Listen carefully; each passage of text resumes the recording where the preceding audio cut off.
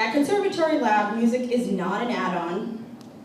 It's how we teach listening, collaboration, persistence, and creativity. It's how children learn to hear one another and find their voice. This new campus stands as a testament to that belief, that excellence and equity can live side by side, and that the arts can illuminate every path to learning. It's now my honor to introduce another remarkable leader who shares the same belief in joyful, inclusive learning, Dr. Regina Robinson, the Special Assistant to Commissioner Pedro Martinez at the Massachusetts Department of Elementary and Secondary Education, which we refer to as DESE around here. Dr. Robinson has been a passionate advocate for equity, for family engagement, and student voice across the Commonwealth. Please join me in welcoming her.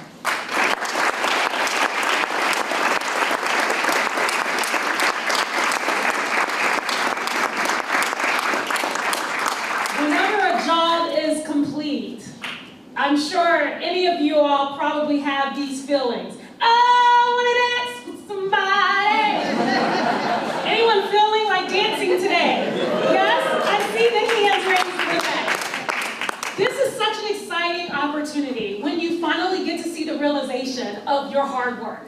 The phone calls after phone call, I'm sure you looked at your caller ID and you were like, Miss Mac, again. I'm sure that all of our engineers, civil engineers, and the leadership team building brick and mortar probably looked at the phone and said, Conservatory Lab, again. But I'm so grateful for your persistence, and yes, I'm grateful for all of the adults here, but students, wave your hands in the air. Let me see you, students. Where are you? Where are you?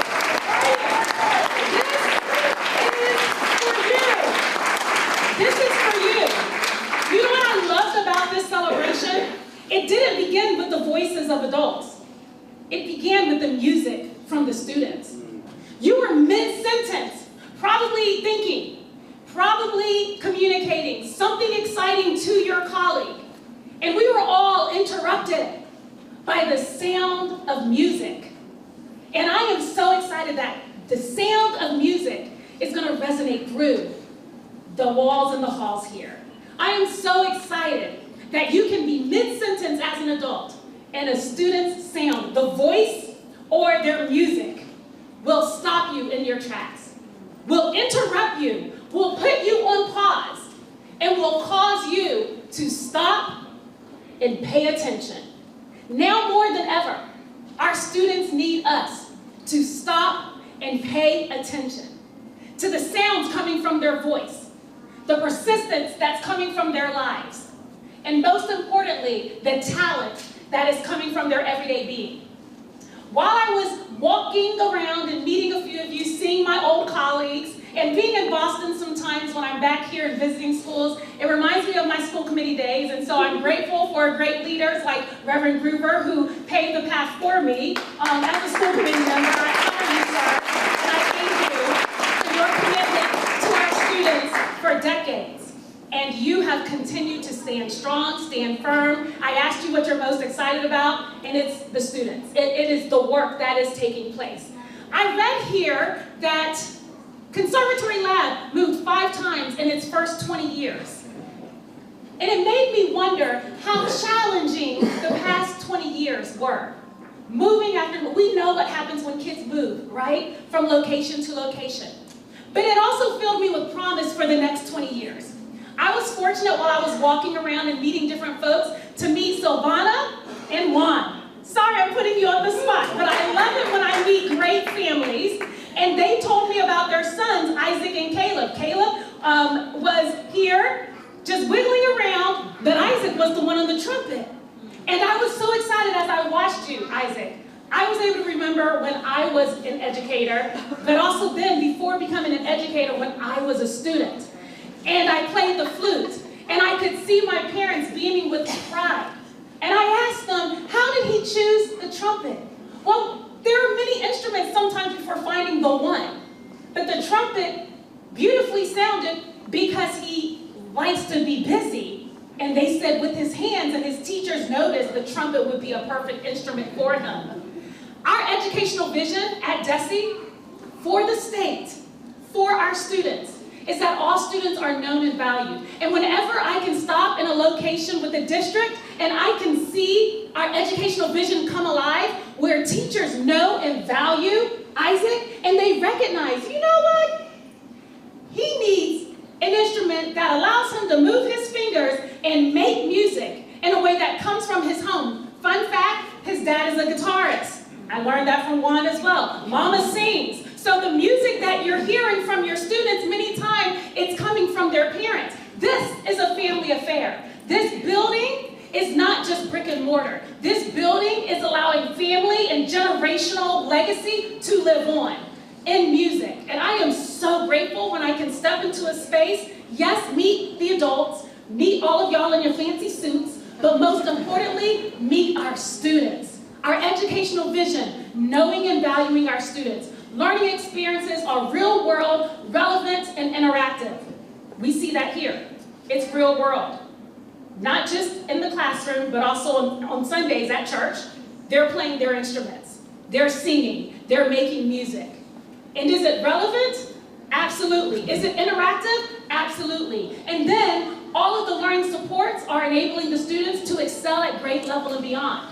I am grateful when I come into any space and I see our educational vision come alive. So I thank you, every adult in this space who recognizes the value of music in the classroom. And you know the powerful, powerful benefit of how music impacts the intellectual curiosity and stimulation of students as they grow into adulthood.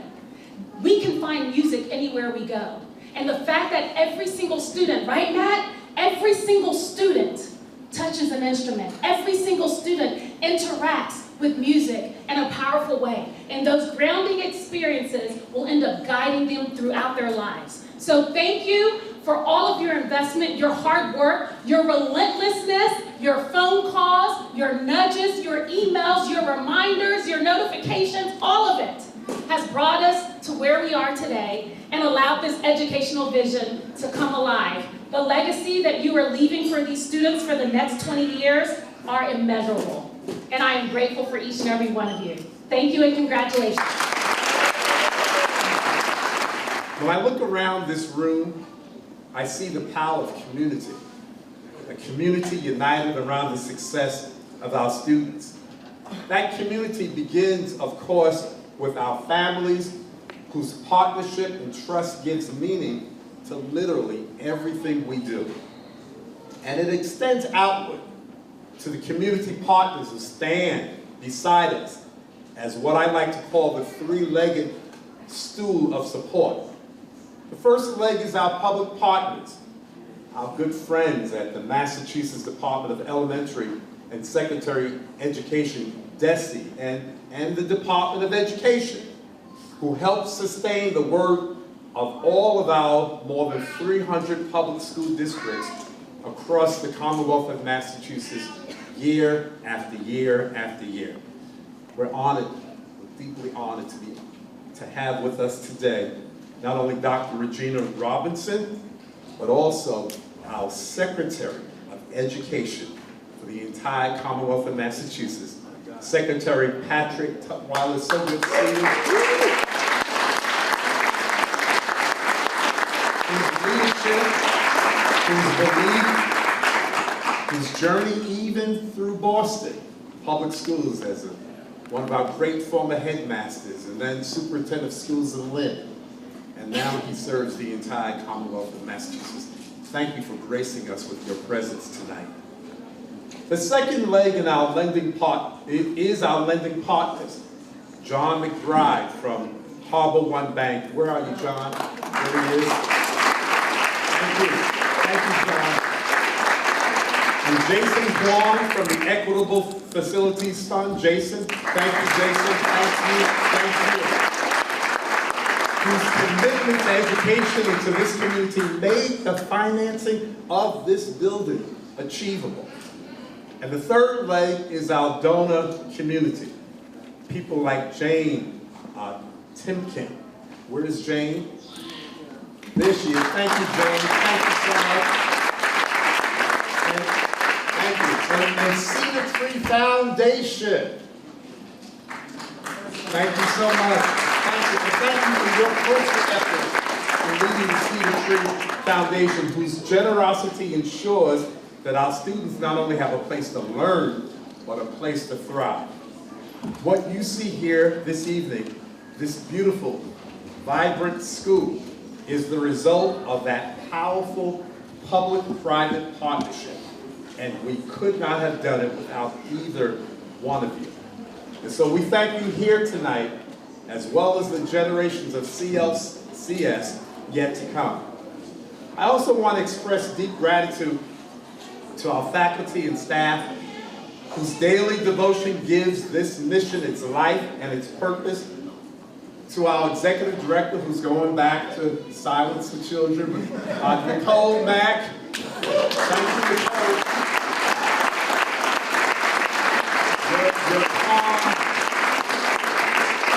Whose calm leadership and abiding belief in our children guided us through this incredibly complex moves, both here and at the upper school. At Conservatory Lab, we hold fast to a simple but a profound truth. Access to an art-rich education is not a privilege, it's a right. Through music,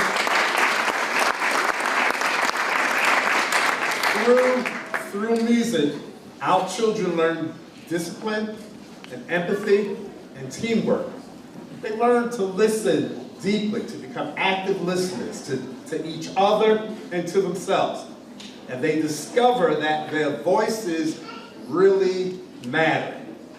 And when we open these doors, we're not just opening classrooms, we're opening pathways to opportunity, to creativity, and to self-worth. This is what equity looks like in action. This new lower school will stand as a beacon for what public education can be when academics and art history are intertwined. When rigor meets rhythm, and when learning is guided by love. It is now my distinct honor to introduce a leader of our Commonwealth in this movement in education, who shares that vision, and he lives it every day. A lifelong educator and a champion for public schools across the Commonwealth. It is with joy that I welcome Dr. Patrick Tutwiler, our Secretary of the Massachusetts.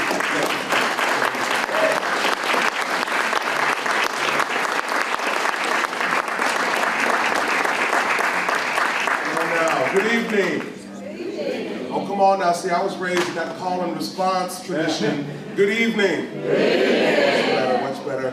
Again, my name is Pat Tutwiler, and I have the great pleasure of serving as your Secretary of Education. I think some of the students in the back were disappointed to learn that my name is Pat Tutwiler and not Shaquille O'Neal. I saw them looking at me and wondering, is that him? It is him. It's your Secretary of Education. It is really wonderful to be here. I should start by saying that I have a formula for remarks delivery. It's something I call my 3B formula. That is, be good, be brief, and be seated. You all did not come to hear me drone on. You're here for the same reason that I'm here, and that is to celebrate the wonderfulness that this building is going to mean for the students and the families who have the opportunity to experience it. I want to just shout out my guy, Rep. Rorell, who called me last February. Go ahead and give it up for Rep. Rorell. Yeah.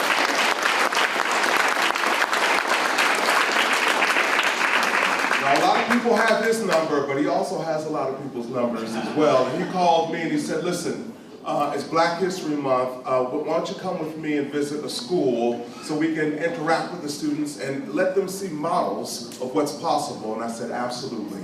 He brought me right over to Conservatory Lab, and I have to tell you, as I told Ms. Mack and Mr. Kaplan that day, I was blown away by what I saw. What did I see? I saw real intentionality in everything that happens on that campus. I saw examples of what Desi has lifted up as its vision, students feeling known and valued, heard in really compelling ways. I saw a brilliant strings lesson, and I do mean brilliant, and you should know that I believe that music education and arts education more broadly is as fundamental to a student's education as reading, writing, and arithmetic. It's that important, and I saw it on display. This is a celebration here this evening because what I saw on beautiful display during that day in February is happening now in a beautiful and sustainable way in this beautiful building, and I am just so thrilled about that. I am happy that students are going to have this incredible space to experience the very things that I saw happening in February. There is one last thing that I want to say just quickly. I agree with all of the former speakers who've lifted up the importance of people in programs.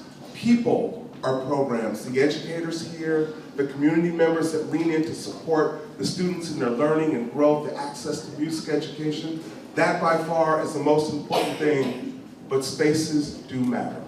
And I will tell you, as the former superintendent in Lynn, I spent 7 incredible years there. The average age of a school building in Lynn is 92 years old. That's exactly the response I was expecting to get, okay? We need to make sure that students have a space that is worthy of them. We need to make sure that the professionals who are practicing their craft of teaching and learning and supporting students have a space that is worthy of them. I'm celebrating with you all here tonight because this space is worthy of the young people and the educators who have the opportunity to work in it. Congratulations, celebrate more, and it's an honor to be here with you all tonight.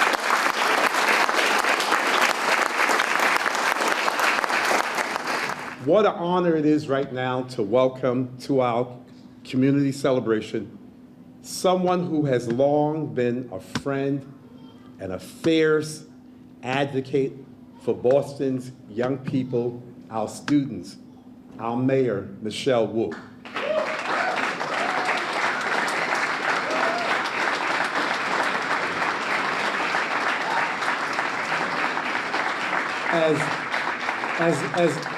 As many of you know, before I had the privilege of chairing this board, I also served once as chair of the Boston School Committee. And I have seen firsthand, first as a city councilor and now as our mayor, how she deeply cares about our public education in our city.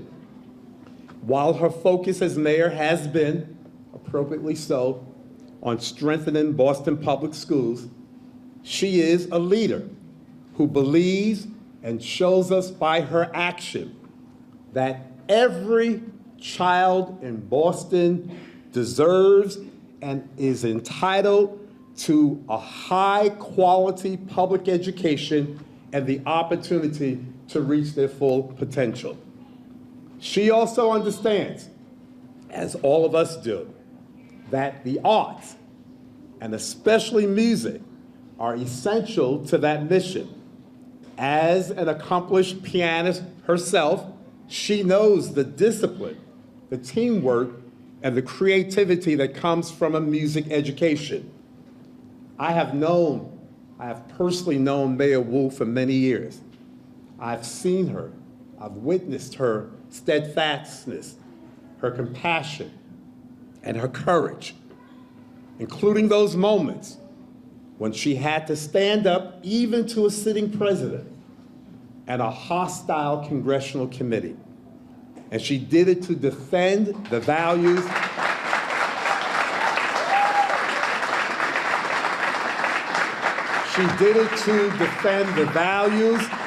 and the integrity of this great city. Madam Mayor, it means so much to us that you are here tonight to celebrate our children, our school, and this community that believes so deeply, like you, in the power of public education to transform lives. Ladies and gentlemen, join me in welcoming the mayor of the city of Boston, Michelle Wu.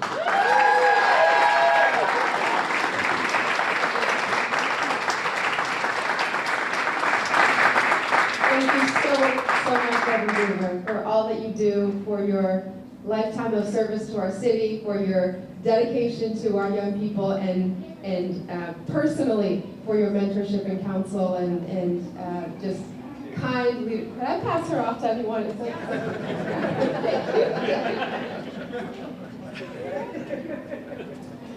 you.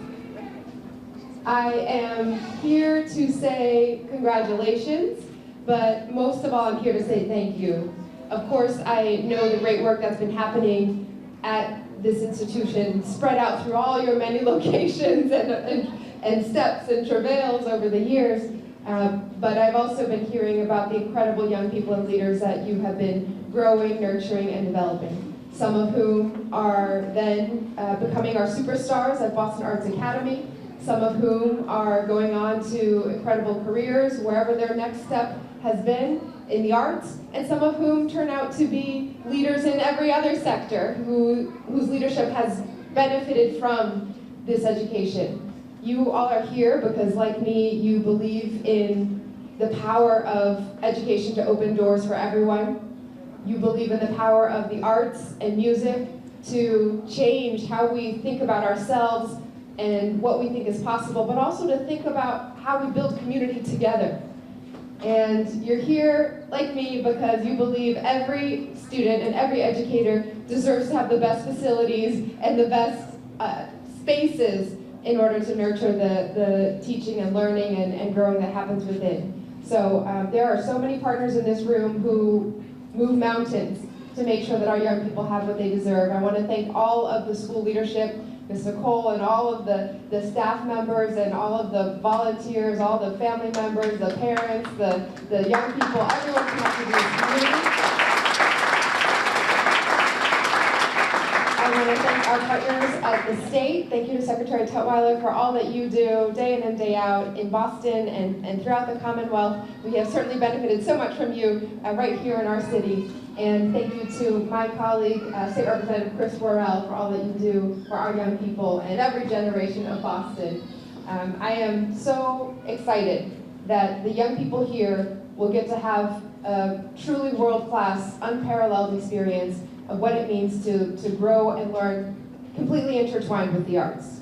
There is something special about what happens to your brain and how you think and learn when you have to absorb the kind of what I call the hidden mathematics behind music, right? The algorithms and the intervals and all the calculations that you don't even know you're doing when you're just jamming out.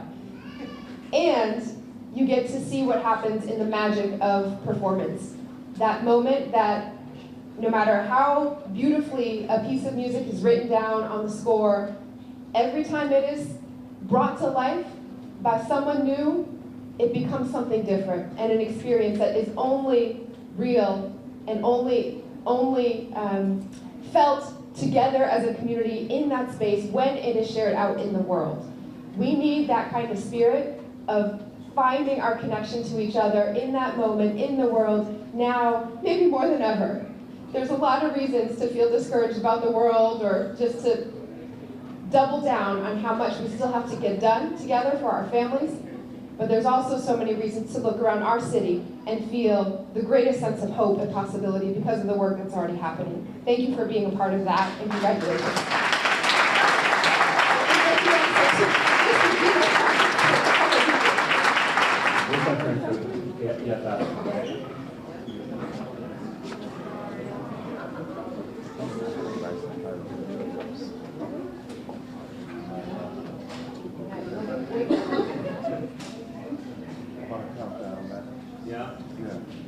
Let's do that on 3, 2, 1.